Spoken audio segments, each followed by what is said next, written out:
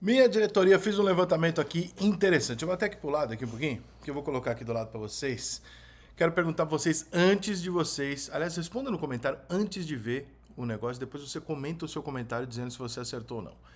Dos 12 grandes do Brasil, mais o Atlético Paranaense que está nesse bolo já, quanto que o seu time gastou em investimento de compra de jogador de 2018 para cá? Ou seja, nos últimos 5 anos, quanto o seu time comprou o jogador? Isso não coloca na lista o jogador que você fez um empréstimo, que você contratou a custo zero está como custo zero. Então isso não necessariamente é o valor total do investimento. Você pode ter pegado 3 jogadores de graça que o salário seja 2 milhões e você pode contratar vários jogadores por 10 milhões de euros que o salário seja 400 mil. Tá? É só contratação e empréstimo pagando essa quantia. Então eu emprestei um jogador e paguei 1 milhão para ter esse jogador. Isso independe do salário. Contratei fulano, gastei 30 milhões de euros para ter o cara. Isso independe do salário, tá? Então isso não é a soma do investimento. Esse é apenas o investimento em contratação de jogadores de futebol nos últimos 5 anos dos principais clubes do Brasil. Então antes de eu colocar aqui, bota aí no comentário rapidão. Quem você acha? O Flamengo é óbvio, não preciso, né? Óbvio que o Flamengo é o primeiro, mas tirando o Flamengo, você acha que seu time nesses 3 clubes que eu coloquei, ele tá em qual posição? Coloca aqui no comentário e depois agora a gente vai tirar a dúvida e ver com vocês quais são os times que mais investiram. Aqui tá a lista, tá? O investimento é em milhões de euros. O Flamengo contratou 182,9 milhões de euros em jogador nos últimos 5 anos.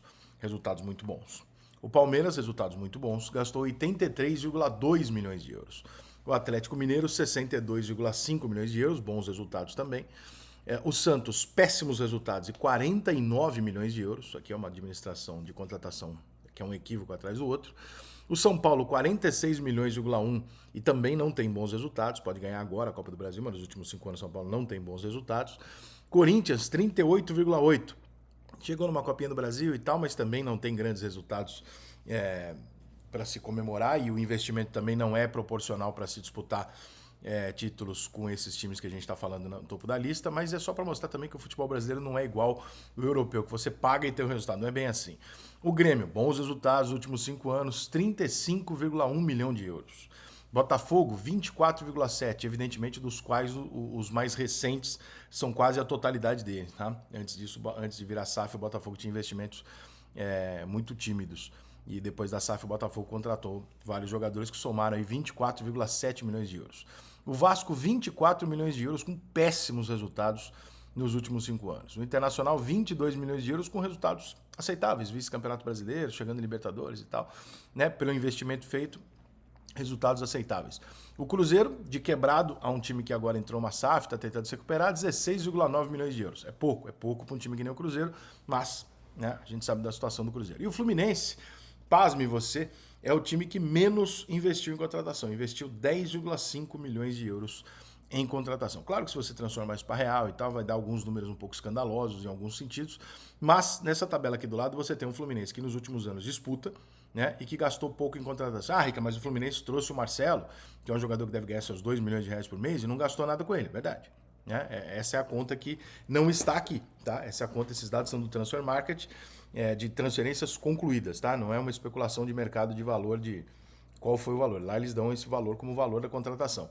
Então você tem uma discrepância entre 3 formas de você jogar futebol. A primeira é você usar a sua base, que é algo que o Fluminense faz muito bem. A segunda é você contratar jogadores a custo zero e dar um grande salário, que é uma coisa que vários clubes fazem muito bem. Outros nem tanto. São Paulo, Daniel Alves. E a contratação normal de um jogador, como é um padrão europeu. Você contrata um grande jogador, paga um grande salário e é isso, que é o que o Flamengo faz muito bem. Se você somar essa conta com a de jogadores vendidos, né, o Flamengo se destaca ainda mais. O Flamengo vendeu mais jogadores e mais caro do que a maioria. Isso também pesa em virtude do resultado. Quando você tem um time campeão, você vende jogadores mais caros. Quando você tem um time em 10º lugar, você vende jogador mais barato. O Flamengo, como está ganhando, né, então o Flamengo tem resultados altos. Mas era isso, agora eu quero o seu segundo comentário. Era isso que você imaginava? Você imaginava que o Fluminense, por exemplo, tinha o menor investimento em contratação de compra de jogador de todos eles? Você achou que o Santos estaria ali com 49 milhões? Não, na minha cabeça não passava que o Santos ia estar ali. O São Paulo ali onde ele tá, ok, eu achei até que estava um pouquinho abaixo dali, mas tá bom. O Grêmio, pô, o Grêmio é protagonista nos últimos anos, 35 milhões de euros. E o Grêmio é protagonista desde 2016, né? Botafogo recente, 24 milhões de euros, ele consegue disputar e é líder do Campeonato Brasileiro.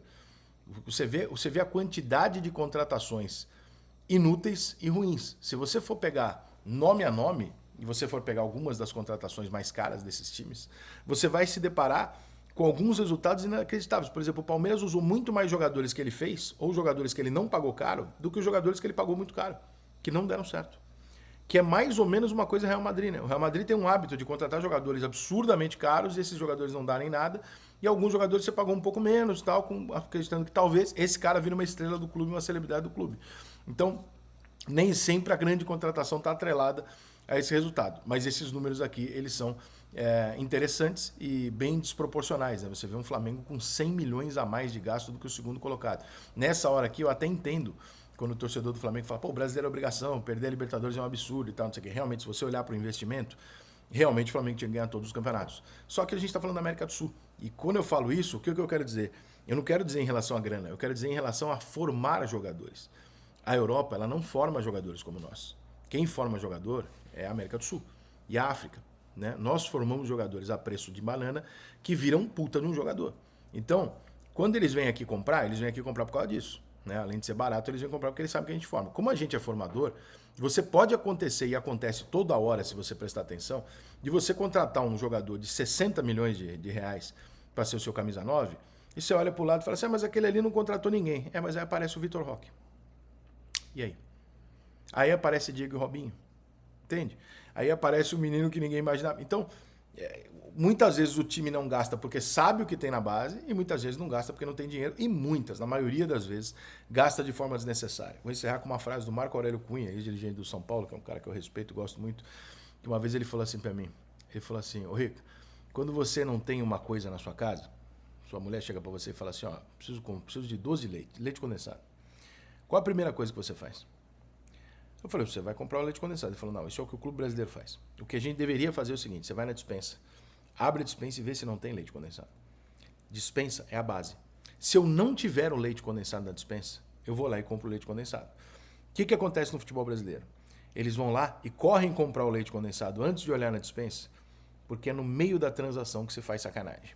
Então, infelizmente, a gente tem um cenário também que isso interfere em algumas contratações, tá? Infelizmente tem muito dirigente, empresário, jogador envolvido em sacanagem e essa sacanagem ela tá na transação.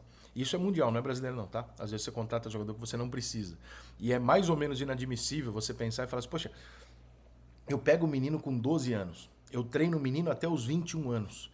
Quando tem 21 anos eu preciso de um lateral direito, você pede para eu gastar 50 milhões de reais para comprar um lateral direito?